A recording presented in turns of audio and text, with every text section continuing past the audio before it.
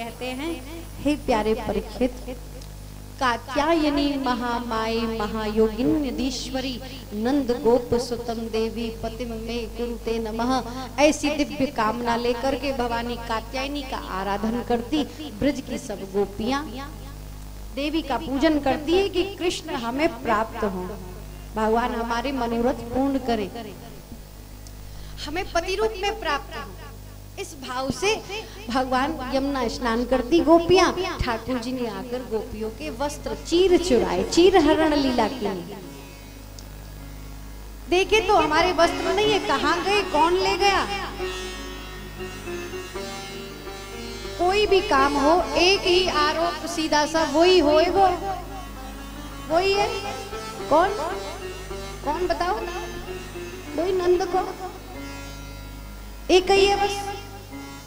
एक गोपी बोली वो देखो वृक्ष पे, वो कदम के वृक्ष में देखो, या के चरण दिखाई दे रहे, भगवान बांसुरी की तान चढ़ी, बंसी सुनाई दी, समझ गई सारी की सारी, कदम पे जाके भगवान बैठे,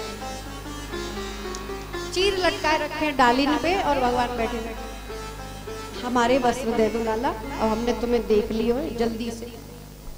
पहले तो भगवान ने सुनी नहीं, बहुत देर तक कहते रहे, बांसुरी की तान में खोए, कृष्ण कृष्ण हमारे वस्त्र दे दो। भगवान ने देखी, हाँ जी कौन है, क्या कह रही हो। अरे पहले तो तुम माखन चुराते, हमारा चित्त चुरायो, हृदय चुराए ली, अब तुम चीर भी चुराए। दिन पे दिन लाला तेरी ये चोरी बढ़ती जा रही है, और यदि तुमने थोड़ी देर हमारे वस्त्र और नहीं लौटाए तो लगे हमारे प्राणन को भी चुराए लोगे। ऐसी शीत ऋतु है और ये शरद की समय आ रहे हो, तो या में हम जमुना जी के जल में खड़े, ठंडो जल है, जल्दी हमें वस्त्र लौटाओ। भगवान बोले सुनो, वस्त्र मेरे हैं कि तुम्हारे,